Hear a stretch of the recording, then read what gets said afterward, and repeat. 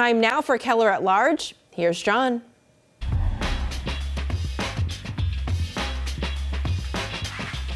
Thank you very much for joining us. As you know, we tape this program late in the week, but by the time you're watching, it's likely that two vital community hospitals, the Kearney Hospital in Dorchester and the Neshoba Valley Medical Center in Ayer, will be closed as part of the bankruptcy of Steward Health Care. That's the for-profit company that purchased the old Caritas Christi nonprofit hospitals back in 2010 and proceeded to run them into the ground. Well, here to talk about this mess and the lessons to be learned from it is our guest, the Congresswoman whose 3rd district includes Neshoba Valley Medical Center, Congresswoman Lori Trahan. Welcome. Good to have you here. Good to have you. Good to be back. So the Healy administration has taken steps to save 5 other Steward hospitals from closure, but they say because no one wants to buy them, there's nothing they can do to save Neshoba Valley and the Kearney. Is that true? Well, let me first start by saying that these Steward hospitals are community hospitals that are vital. These are families like the one I grew up in who rely on accessing health care in their community, close to their home. Steward knew that, and all the while they ran these hospitals into the ground while maximizing, their own profits, right? And so we cannot let them run away from this mess that they created. We have been working around the clock. I think I'm on daily phone calls with the governor, with DPH, with state elected officials, local providers on the ground to try to vet, offers that are coming in, bid proposals, and just try to do whatever we can to make sure that this region doesn't become a healthcare desert. Well, let me clarify. Are there any offers for these 2 hospitals, or aren't there? Yeah, so I think what we've shifted from is how are we going to prevent the closure of Neshoba Valley to how are we going to work to ensure that this hospital reopens under new ownership as quickly as possible. What Steward unfortunately did was they didn't really leave us a lot of time between when they declared bankruptcy and when they announced their intention to close these hospitals. And the bankruptcy court judge in this case green-lighted that, which really dealt us a bad hand. But what I can tell you is, yes, we're talking to everybody under the sun that can restore services to this region because, we know that the hardworking families of Neshoba Valley, those communities, they don't deserve what Steward dealt them. But Congresswoman, as we're sitting here on Thursday, those hospitals are closing this weekend, correct? That is right, on Saturday. And we're putting, the communication and the preparation and plan in place so that those communities have recourse and then not recommitting, I mean, we've never stopped working to make sure that they reopen. We all know who the bad guy is here, the Steward and their mismanagement. But Governor Healy was the regulator. It was controversial at the time. All sorts of groups spoke out against it and predicted that exactly what did happen would happen. Did Healy make a mistake? What I will say, I think when you have a private equity business model in healthcare, what you give up is transparency, the ability to watch the business decisions and the moves that these bad actors, in the case of Steward, committed. So I want to be clear that the blame lies with Ralph De La Torre and his co-conspirators. They sold the land right out from underneath their hospitals and right away took multi-million-dollar dividend checks while these exorbitant rent bills started to stack up. They knew they were driving this hospital into the ground, and they did it anyway. They knew it was bad for patients, they knew it was bad for providers and the community, and they didn't care as they maximized their profits. And so you can have regulation in place, but really what we're learning is that we don't have enough transparency to regulate something that we can't see.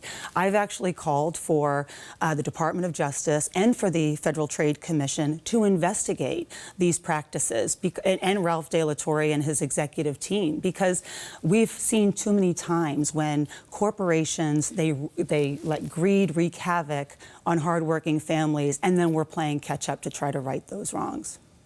So yes, she made a mistake. I don't believe that the regulations that we had in place at the time would have been able to sort of foretell the Steward story. Okay. All right. On that note, let's take a break, and we'll continue our conversation with Congresswoman Lori Trahan in just a moment. Please stay with us. Welcome back to our conversation with Congresswoman Lori Trahan of the 3rd District of Massachusetts. And, you know, you've been an active member of the House on issues of internet privacy. Yeah. We were talking off air about the arrest of this guy, Pavel Durov, this Russian-born entrepreneur who founded Telegram, which the French authorities now claim was basically just a cover for all sorts of illegal activity, child sexual abuse material distribution, drug trafficking, and that he and his company refused to cooperate with law enforcement. Does any of that surprise you? And is this kind of allegedly wretched behavior duplicated by other bigwigs in the tech industry? Well, I'll tell you, from a legislative standpoint, what we're really focused on is finally passing a privacy policy in our country. It is embarrassing that we don't have one to date, and we are behind the rest of the world in really safeguarding our data and protecting our kids online. I think that there's opportunity. This is a place where we have found common ground between Democrats and Republicans to rein in the power of big tech, ensure that they're designing apps for our kids with their safety first and foremost, rather than addicting them to these platforms to extract as much money as they can. And so I do think that, look, we have law enforcement in place to, fight against bad actors who are really, need to be culpable for this insidious behavior. But there's a larger problem in that we can't hold big tech accountable because they've got sort of, this ability to, skirt, liability for the harms that are on their platform. Well, yeah, I'm glad you mentioned that because from what I see so far during this campaign, the social media is just as much of a conduit of fake accounts, lying, slander as it ever was after all these years of hand-wringing about it.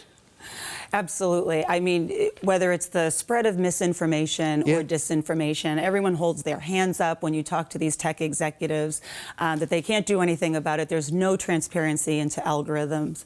One of the things that we've been adamant about is allowing independent researchers, right, these watchdogs, right, to monitor how content is being targeted, whether it's to kids or even to adults, so that we can understand, how these campaigns, who's buying these campaigns and how they're using data that we should have the right to control to target content to folks. So there's no question that privacy helps us get at that, and we need to pass a privacy policy because these AI models are built on these reams of data.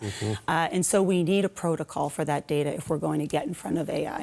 I've got less than a minute left here, Congresswoman, but I do want to get in this last question. As co-chair of the House Democratic Policy and Communications Committee, you're involved in monitoring and shaping the coordinated message of House Democratic House candidates. How, if at all, has that changed since the Harris for Biden swap? Well, it really hasn't changed. I think when I talk to folks in Lowell or Lawrence or any of the cities and towns in my district about the election, they want from their representatives and from the next president to talk about driving down inflation, creating an economy where they can purchase a home or afford their child care, make their communities safer, certainly keep politicians out of their doctors' offices. And I think that that was certainly resonant during the convention. In Kamala Harris's acceptance speech, she pointed to a vision where everyone is going to succeed and we're going to build a strong middle class. So I think that our messaging is going to be really important in the next 68 days. Well, I got to wrap it up, but no problem for you, right? You're unopposed for re-election. I am unopposed this year, which I'm happy about, but working hard to make sure that we retake the majority in the House. Thank you for taking time to come by. Thank you for having me. Always a pleasure to talk to you, and thank you very much for joining us. Right now, I'm going to send it back over to my colleagues for much, much more WBZ News.